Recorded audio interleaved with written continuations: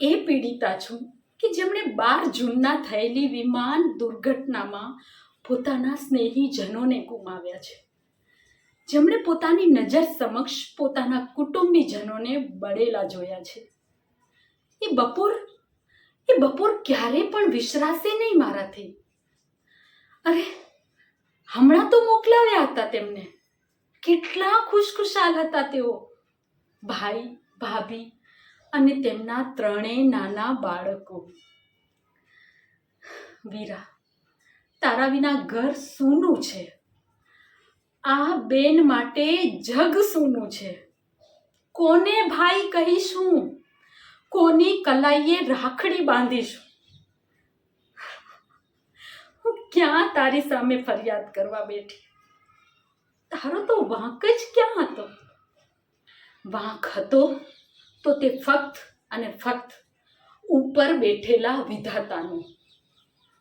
કોને હક આપ્યો તમને આટલા નિર્દોષ જીવોનો જીવ લેવાનો? કોને હક આપ્યો તમને આ કેટલી માતાઓ, બહેનો, તેમની પત્નીઓ અને તેમના નાના બાળકોને અનાથ બનાવવાનો? શું વાંક હતો તેમનો? શા માટે આટલા નિર્દોષ લોકોને એક સાથે પોતાની પાસે બોલાવી લીધા? મને યાદ છે મને જ્યારે પણ ડર લાગતો ને ત્યારે ભાઈ પાસે જતી, ત્યારે ભાઈ મને ફક્ત એક વાત કહેતો કે મોનુ, ડર શાનો?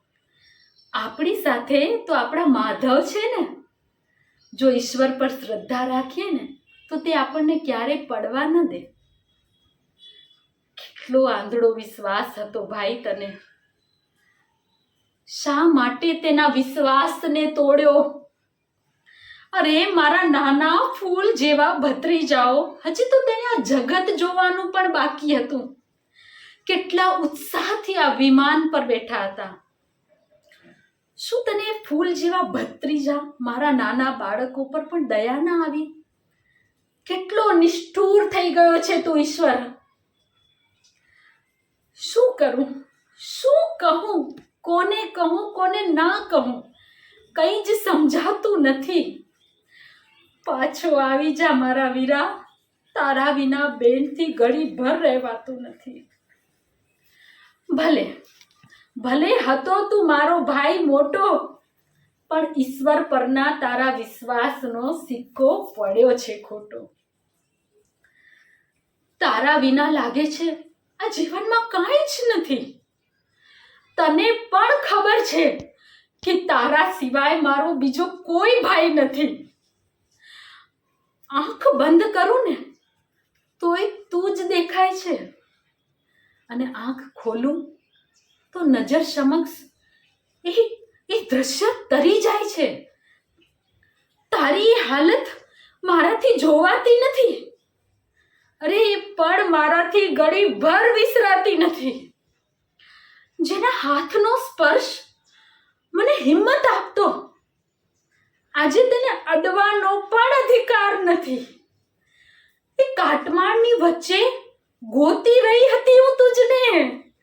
એ ભયંકર વાતાવરણમાં એકલો છોડી ગયો તું મુझને. સિદ્ધને રડાવી રહ્યો છે, પાછો આવી જા.